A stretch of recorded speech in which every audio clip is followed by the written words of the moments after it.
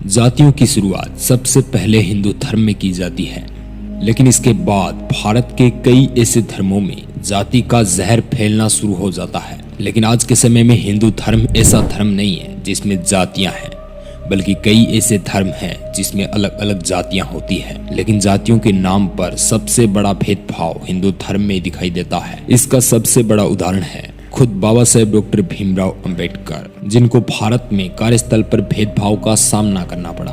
और बड़ौदा में तो भीड़ ने उनकी जाति के कारण बाबा साहेब को मारने के लिए उन्हें घेर लिया गया था। इस घटना को बाबा साहेब की सबसे डरावनी घटना भी कहा जा सकता है, क्योंकि जब बाबा साहेब एक बार अपना धर्म बदलकर एक कमरा लेकर रह रहे थे, तो जब लोगों को पता चला कि ये किसी अन्य धर्म का है, तो बाबा साहेब को मारने के लिए लोगों की भीड़ इकट्ठा हो गई थी। और उस वक्त बाबा साहेब काफी डर चुके थे। तो चलिए जानते हैं उस घटना के बारे में कि किस धर्म के लोगों ने बाबा साहेब को घेर लिया था और क्यों बाबा साहेब को मारने के लिए लोग उतारू हो गए थे। तो नमस्कार दोस्तों, एक बार फिर से स्वागत है आपका RJ टीवी यूट्यूब चैनल में।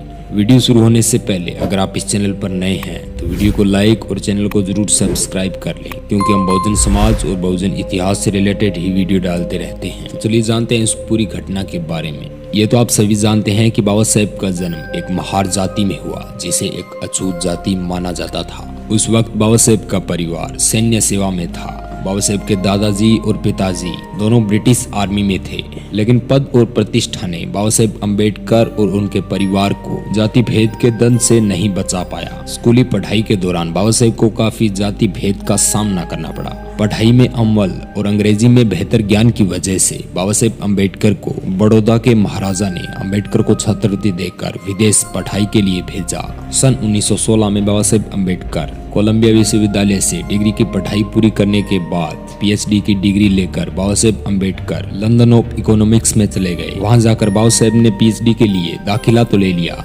लेकिन बाबा साहेब की छात्रवृत्ति उस वक्त खत्म हो चुकी थी और उनके पास पैसे की बहुत कमी थी। इसकी वजह से उन्हें मजबूरी में अपनी पढ़ाई को बीच में रोककर भारत लौटना पड़ा। उस वक्त छात्रवृत्ति के एवज में बाबा साहेब अम्बेडकर और बड़ौदा राज्य के बीच एक कॉन्ट्रैक्ट हुआ था कि अम्बेडकर को एक निश्चित अवधि तक बड़ौदा राज्य की सेवा करनी पड़ेगी, यानी उस राज्य की कोई भी नौकरी करनी थी। और उस वादे को पूरा करने के लिए बाबा साहेब अम्बेडकर बड़ौदा पहुंचे। विदेश से पढ़कर लौटे नौजवान अम्बेडकर को एक बार फिर से बाबा साहेब को जातिवाद का सामना करना पड़ा। उस वक्त बाबा साहेब को उनकी जाति के कारण उन्हें कोई भी कमरा देने को तैयार नहीं था। तो बाबा साहेब सोचने लगे कि मैं अब कहां पर रहूंगा। अंततः बाबा साहेब को एक पारसियों की कॉलोनी में एक क्वार्टर मिला, लेकिन इसके लिए बाबा साहेब को झूठ बोलना पड़ा और अपना नाम और पहचान छुपाकर उस पारसियों के क्वार्टर में रहने लगे। बाबा साहेब ने वह कमरा एक पारसी बनकर लिया था, क्योंकि उस वक्त बाबा साहेब को कोई भी कमरा देने को तैयार नहीं था, क्योंकि वे एक महार जाति से आते थे। और फिर धीरे धीरे समय बीतता गया और बाबा साहेब बड़ौदा राज्य की नौकरी करने लगे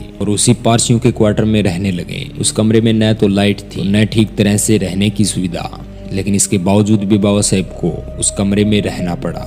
जहाँ पर बड़ौदा में बाबा साहेब नौकरी कर रहे थे, वहाँ पर बाबा साहेब को ऊंची जाति के लोग अभद्र भाषा में गालियां देते थे और इतने बड़े पद पर होने के बावजूद भी उनके साथ खुलेआम छुआछूत होता, उन्हें फाइल फेंक कर दी जाती।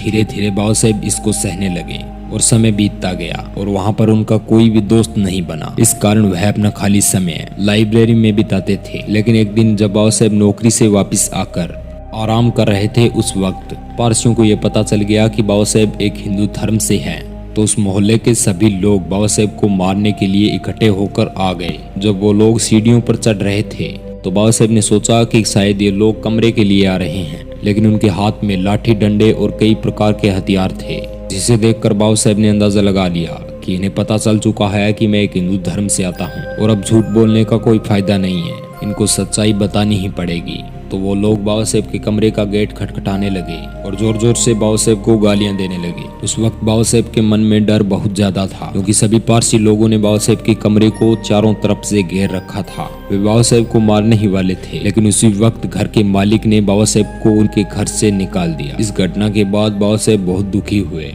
तो दोस्तों, आज के लिए बस इतना ही। मिलेंगे नेक्स्ट वीडियो में, तब तक के लिए जय भीम, नमो बुद्धाय।